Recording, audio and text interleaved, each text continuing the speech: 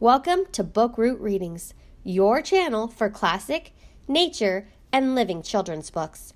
Click the subscribe button to be notified of new readings. Enjoy the story.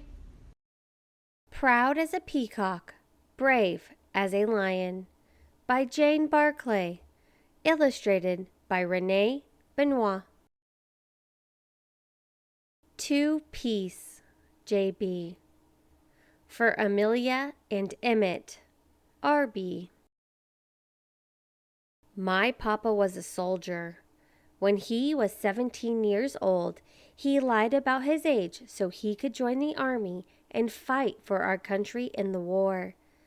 I'm on his bed studying a picture of him in his uniform. His hair is too short and his pants are too long. Papa, I ask him, why did you lie about your age? Well, he says, so many other boys were joining, and I didn't want to be left behind. I couldn't wait to put on that uniform. As soon as I did, I felt as proud as a peacock. Proud as a peacock? I asked. Proud as that, he answers. He struts across the floor with his chest puffed out and his belly pulled in. He stops in front of the mirror and combs his hair and pats some shaving lotion on his cheeks. He smiles at his reflection, but beneath my papa's smile, I see the serious young man in the photograph. My papa crossed the ocean. The war was far away, and he went on a long journey to get there. He said goodbye to his mom and dad and his sweetheart, Betty. He promised to write them letters every week. Papa, I asked him, weren't you lonely? Sometimes I was, he said, but so was everybody else. Besides, my best friend, Stuart, was with me. There was always something to see or do on the ship.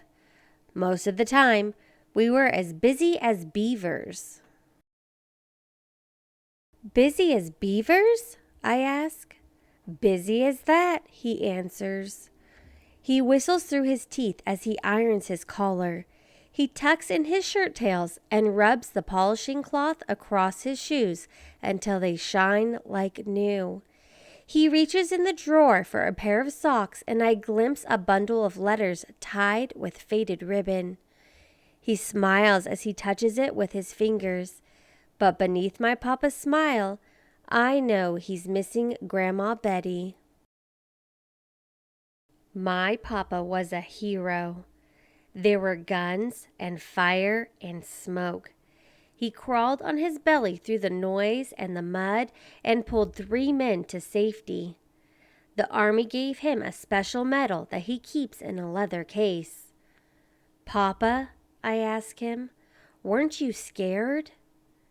When I was a lad, he said, I thought I wasn't afraid of anything.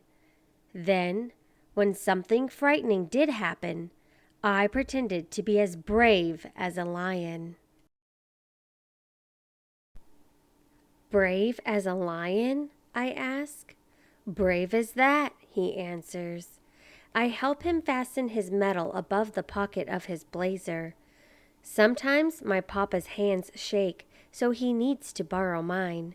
He smiles as he gives me a poppy to pin on my jacket.